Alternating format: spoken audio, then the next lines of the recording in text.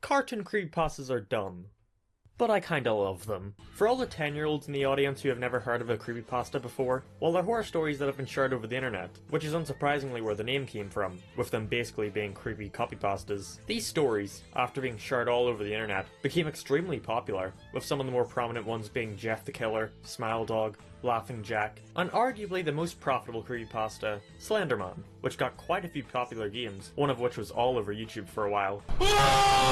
What the hell is this? Merchandise, and an awful movie that came out way too late to be successful. There are even websites dedicated to these stories. There's no denying how much of an impact they've had on internet culture. These stories became so mainstream, but almost to its own fault. So naturally every Tom, Dick and Harry thought, you mean all I gotta do is make a shitty face in Photoshop and string it alongside some bullcrap story I wrote during lunch break and I'll become famous? Sign me up. But because coming up with your own character and setting is too hard, I guess, a ton of these creepypastas were about popular video game and TV show characters, like Bart Simpson, SpongeBob, Sonic the Hedgehog, Tails the Fox, Sally Acorn, Knuckles the Echidna, Shadow the Hedgehog, Amy...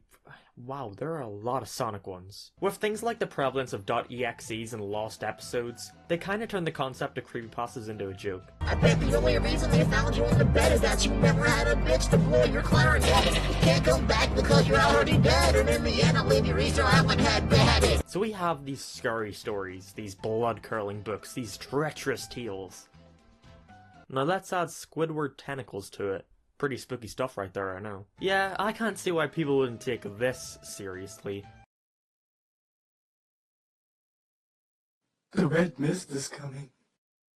Today I'd like to focus on the ones relating to cartoons, cause I like those, and see if they're all as bad as their titles suggest, or if we can't find a diamond in the rough. Which is gonna be harder than it sounds.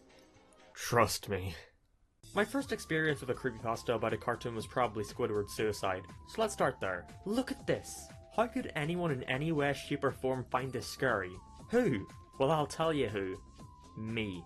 I was like 10, okay? This image haunted my dreams for many months, but I was so scared of this simple MS Paint edit that I never bothered reading the actual story. Although I did watch the animated version.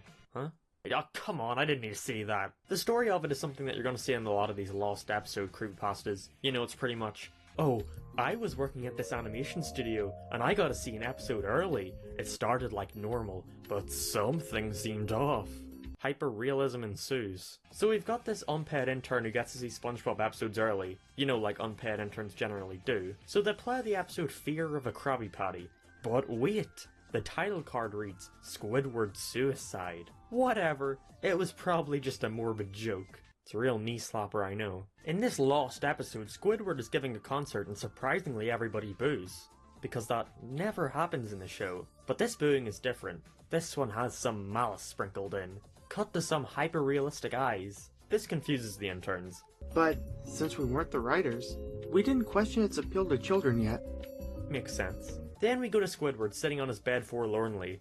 But there's no sound. Not even feedback from the speakers. 30 seconds of blinking later, I guess the writer pulled out a stopwatch. We hear some soft sobbing. A full 60 seconds of crying later, we finally get the money shot. Oh wait, there's a few frames of dead children, but I guess we don't need to mention that because spooky eye Squidward. I don't know if 2 mangled corpses was the magic number, but soon our protagonist Stephen Hillenburg enters the scene. Squidward, don't shoot! However, it was too late. Poor Squidward shot himself in the head. A few minutes of crime investigation scenes later and nothing happens. Then the author says, I never believed in unexplainable phenomena before, but now that I have something happen and can't prove anything about it beyond anecdotal evidence, I think twice about things. Words to live by. This creepypasta was a real crowd pleaser back in the day. Now though, let's just say it's not as respected. Although there are still some people out there who will vouch for the pure geniusness of this story. The first time I read this creepypasta was years ago, when I was honestly still a kid. Being able to come back and have it be just as creepy and well written years later is an honor.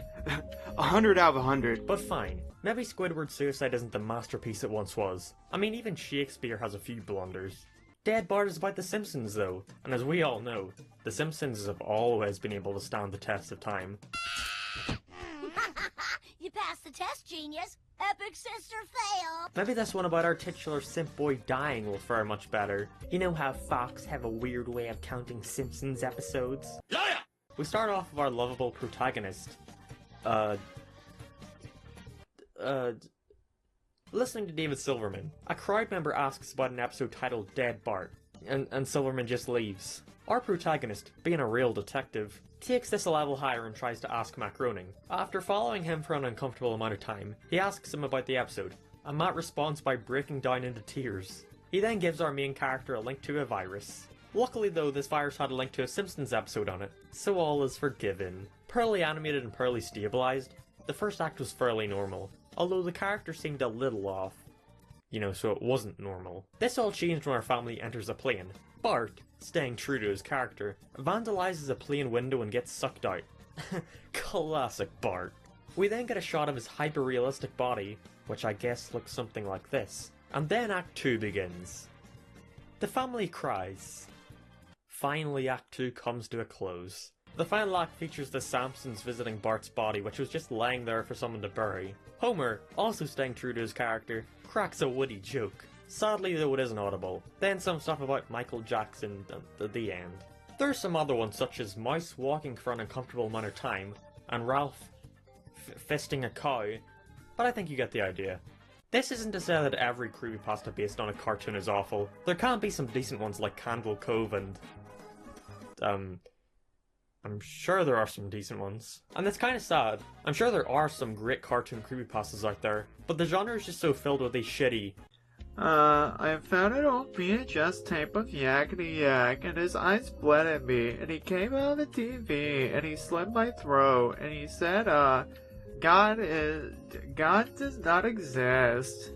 that it becomes hard to take them seriously. Although there are some phenomenal ones like the Lost Word Girl episode, The Last Word. I was an intern of the show Word Girl for the 3rd season of Word Girl, and it was great until things got in a turn for the worse.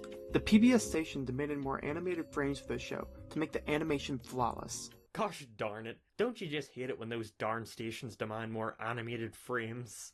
It really didn't help these stories when people started using the characters in things like epic rap battles. You know, it's a little hard to be scarred of this image after saying something like this. I committed suicide. Oh, I made a joke that doesn't care about the bitch. Try hyper-realist looks fucking lame. Why do we even have to mess around on the fucking play? But there's still one stone left unturned when it comes to these stories. Are they real? It's truly a mystery. Cartoon creepypastas were truly a relic of their time, when people could take what others said at face value, and would believe fantastical tales of cartoon squids shooting themselves. Creepypastas have kind of evolved from people making up lost episodes to actually investigating and finding lost media, such as Blame It on George, who used to partake in the creepiest pastas, but evolved into more nuanced content, like trying to answer the age-old question.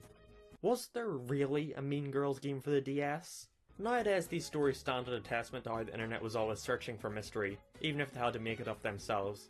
Looking back, try not to see these stories as terrible writers trying cliché concepts in a desperate attempt to gain popularity, but rather as the internet community branching out into a newfound territory of the unknown. Okay, here's my favourite one. Fanboy and Chum Chum, unearned episode. My brother recently committed suicide.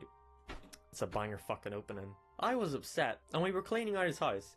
That's when I found it. It was labelled in black marker, Kyle the Murderer. Pleasant. The intro began to play. It was normal, except missing a few lines and the quality was horrible. So in other words, it wasn't normal. The title card came up. It said, Killer Kyle is following you. It showed Kyle, in his bed. He was sobbing bloody tears. He got up and opened a door and into a room with guns and knives. He took all the weapons he got and went outside. He saw Fanboy playing alone. Wow, hey Kyle. Enough of your shit. What? Kyle then muttered, die, and lunged at Fanboy with knife, and finally stabbed Fanboy in the eye. What are you? I am not Kyle anymore, so I must be the Antichrist. Kyle had gone mad, you don't fucking say. He thought he was the Antichrist? Was this some kind of episode made by the Illuminati? The what?